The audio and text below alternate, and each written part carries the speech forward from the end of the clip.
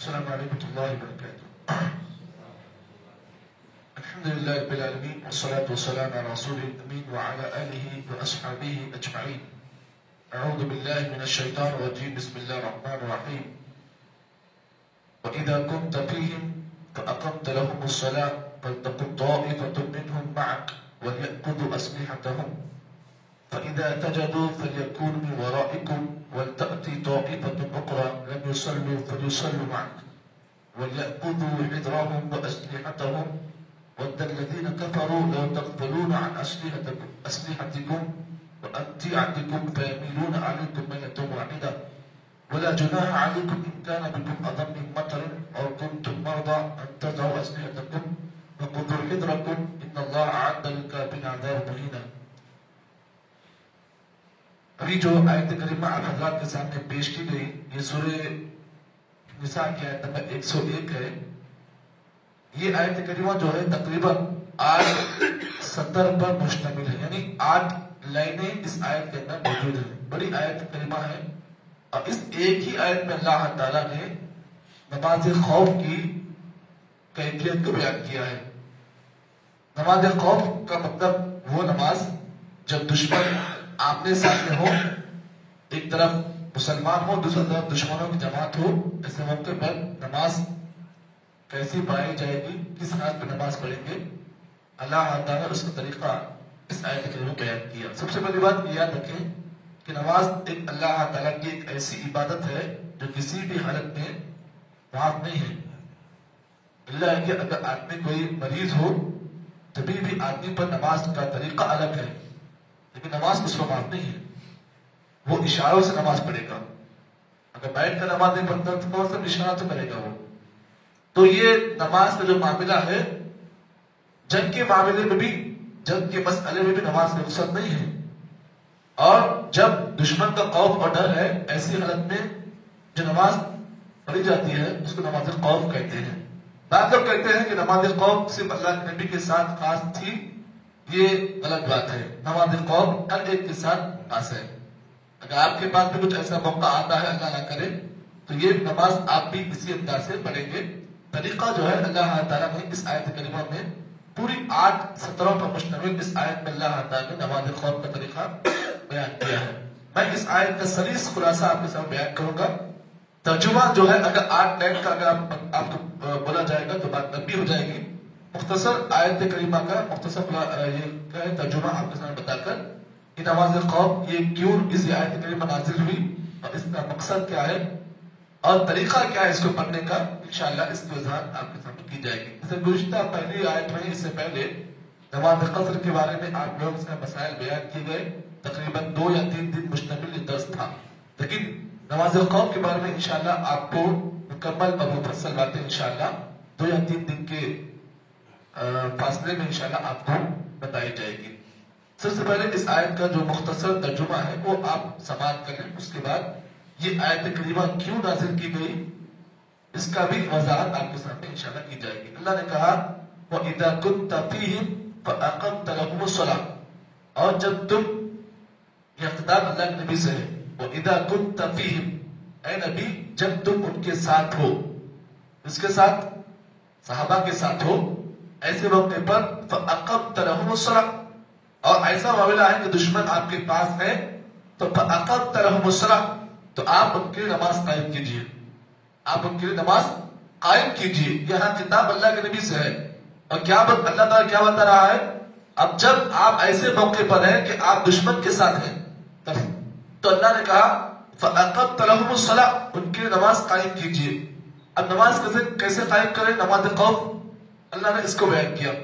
فَلْتَقُمْ طَائِفَةٌ مِّنْهُمْ، ایک جماعت جو ہے کیا کرے گی؟ دشمن کے ساتھ نگرانی کرے گی، دشمن کے ساتھ نگرانی کرے گی.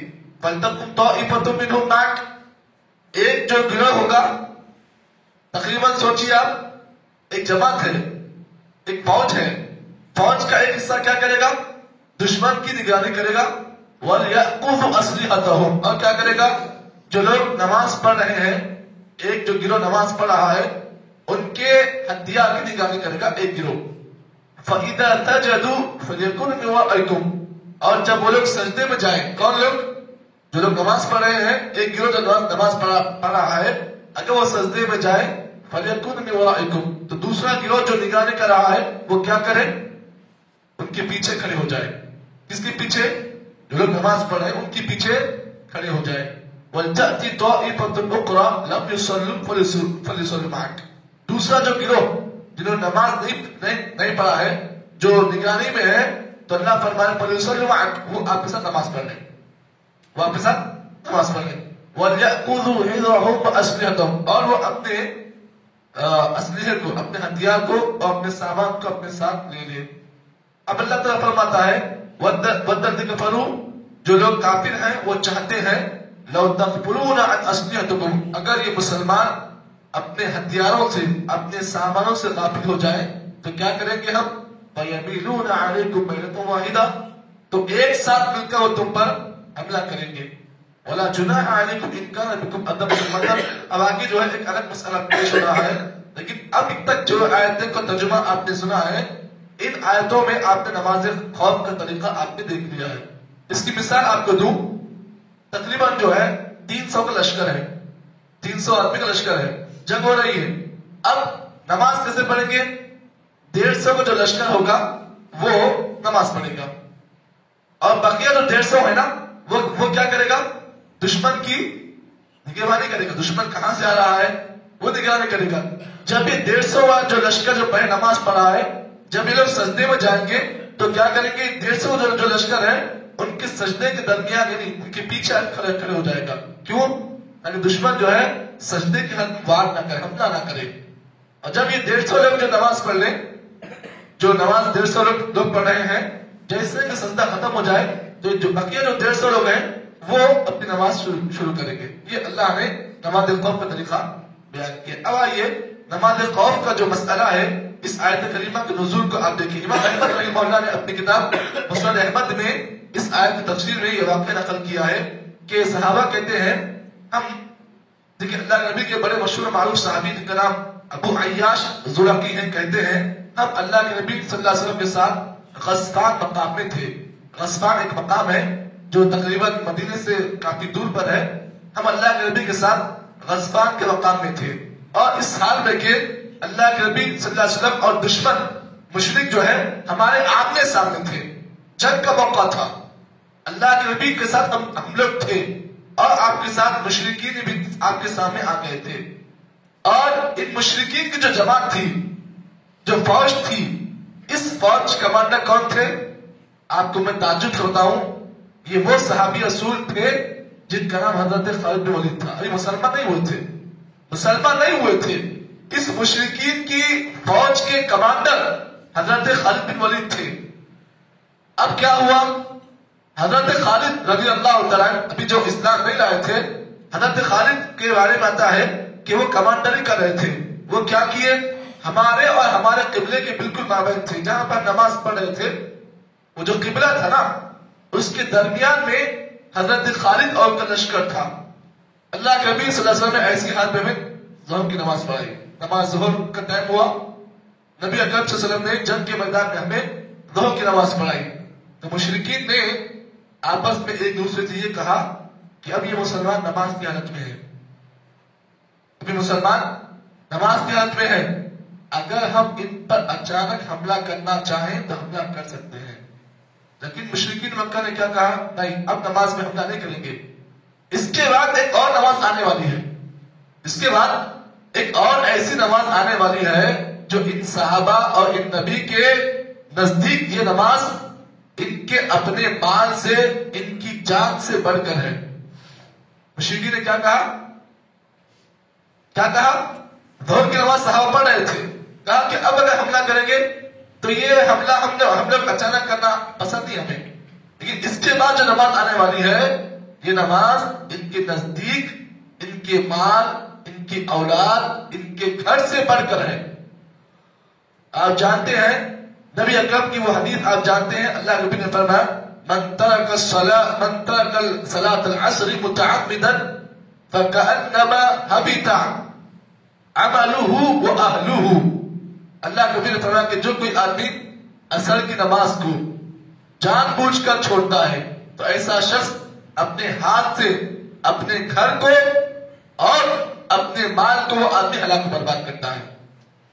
عصر کی نماز کے سلسلے میں خصوصاً خاص طور پر اللہ کے نبی کی حدیث ہے، کیوں؟ اس لیے کہ یہ مشرکین وقت تو یہ بات کا علم تھا کہ صحابہ کرام کے نزدیک عصر کی نماز کا بہت بڑا مقام ہے، تو انہوں نے کہا کہ اب ظہر کی نماز میں ہم حملہ نہیں کریں گے، اس کے بعد جو نماز آنے والی ہے وہ عصر کی نماز ہے، عصر کی نماز انہیں بہت عزیز ہے، ان کی جان اور ان کے مال سے بڑھ کر۔ اتنے میں نبی اکرم صلی اللہ علیہ وسلم نے کیا کیا؟ عصر کی نماز پڑھائی۔ عصر کی نماز کے بالکل نماز کے دوران اللہ کے نبی کے پاس حضرت جبریل السلام وحی لے کر آئے، اللہ کے رسول دشمن حملہ کرنے والا ہے، دشمن حملہ کرنے والا ہے، آپ تیار ہو جائیں۔ ایسے موقع پر حضرت جبریل السلام یہ خبر لے کر آئے اور ساتھ ہی ساتھ یہ جو آیت کریمہ جو نماز خوف کی ہے وہ آیت اللہ کے نبی صلی اللہ علیہ وسلم پر وحی کے طور پر نازل کیا۔ یہ پورا واقعہ ہے، اس واقعے کے اندر آپ نے غور کیا کہ نماز خوف کی جو کیفیت قرآن مجید کس آیت میں حضرت جبریل السلام اللہ کی طرف سے جو آیت کریمہ لے کر آئے تھے یہ آیت کریمہ اسی موقع پر نازل کی گئی۔ اس واقعے میں آپ نے دیکھا کہ مشرکین مکہ جو صحابہ کرام کے ساتھ حملہ کرنے والے تھے، جب ظہر کی نماز کا وقت ہوا یہ لوگ اچانک حملہ کرنے کی تیاری میں تھے، لیکن ان کے اکثر لوگوں نے کہا ہم ظہر کی نماز میں حملہ نہیں کریں گے، اس لیے کہ ان کے نزدیک جو اصل نماز ہے، جو سب سے اہم نماز ہے وہ عصر کی نماز ہے۔ عصر کی نماز میں یہ لوگ بڑی احتیاط سے اور بڑے جو ہے پابندی سے یہ لوگ نماز پڑھتے ہیں اور غفلت نہیں کرتے عصر کی نماز میں۔ انہوں نے کہا کہ ہم عصر کی نماز میں ان کے اوپر حملہ کریں گے۔ اللہ نبی صلی اللہ علیہ وسلم عصر کی نماز پڑھا رہے تھے، ایسے موقع پر جبریل السلام وحی لے کر آئے۔ دیکھیے اس میں غور کرنے کی بات یہ ہے کہ ہر نماز کی بڑی بڑی اہمیتیں ہیں۔ فجر کی نماز کی ایک الگ اہمیت ہے، ظہر کی الگ اہمیت ہے، عصر کی الگ اہمیت ہے، مغرب کی ایک الگ اہمیت ہے، عشاء کی نماز کی ایک الگ اہمیت ہے۔ لیکن اس بات کا آپ جان لیں عصر کی نماز کی اہمیت اس لیے زیادہ ہے کیونکہ اس میں جو ہے فرشتے حاضر ہوتے ہیں، جو رات کے فرشتے ہوتے ہیں وہ ان کی ڈیوٹی جو شفٹنگ تبدیل ہوتی ہے، شفٹنگ ہوتی ہے فرشتوں میں بھی، جو دن کے فرشتے ہوتے ہیں ان کی شفٹنگ بھی عصر کی نماز میں ہوتی ہے۔ تو عصر کی نماز کو اللہ تعالیٰ نے خصوصی طور پر اس کی حفاظت اللہ نے حکم دیا، کہا قرآن مجید کی آیت کا اللہ نے کہا حافظوا علی الصلوات والصلاۃ الوسطی وقوموا للہ قانتین۔ اللہ نے کہا دیکھو لوگوں نمازوں کی حفاظت کرو، نمازوں کی حفاظت کرو، حافظوا علی الصلوات والصلاۃ الوسطی، اللہ نے نام لیا خاص کر والصلاۃ الوسطی، اور ضرور پابندی سے حفاظت کرو کس کی؟ صلاۃ الوسطی کی۔ صلاۃ الوسطی سے مراد عصر کی نماز۔ وقوموا للہ قانتین، اللہ نے کہا دیکھو جب بھی اللہ کے پاس کھڑے ہو نماز کی حالت میں اچھا کھڑے ہو، اچھے قیام کی حالت میں کھڑے ہو، دل کہیں ہے دماغ کہیں اور ہے، نماز پڑھ رہے ہیں، اللہ کو اس نماز سے کوئی واسطہ نہیں ہے۔ آپ کا دل، آپ کا دماغ، آپ کا توجہ، آپ کا جگر، آپ کا کلیجہ پورا نماز میں ہو، یہ اللہ کے مقصود ہے۔ ورنہ آپ کا سجدے میں آپ کا دماغ کہیں اور ہے اور آپ کا دل کہیں اور ہے، نماز پڑھ رہے ہیں آپ، بس میرے اوپر ذمہ داری ہے میں نماز پڑھ لوں گا، یہ چاہے پڑھ لے رہے ہیں، اللہ کو اس نماز سے کوئی واسطہ نہیں ہے۔ تو خصوصاً ہمیں اور آپ کو عصر کی نماز کی بڑی پابندی کرنی چاہیے، کیونکہ عصر کی نماز ہی ایک ایسی نماز ہوتی ہے کہ شیطان یہاں پر انسان کو غفلت دلاتا ہے۔ عصر کی نماز میں کاروبار آپ کو کبھی کبھی ایسا آ جاتا ہے کہ آپ عصر کی نماز پڑھنا چاہتے ہیں، لیکن کبھی کبھی کاروبار آپ کو ایسا آ جاتا ہے کہ آپ عصر کی نماز کو چھوڑ دیتے ہیں۔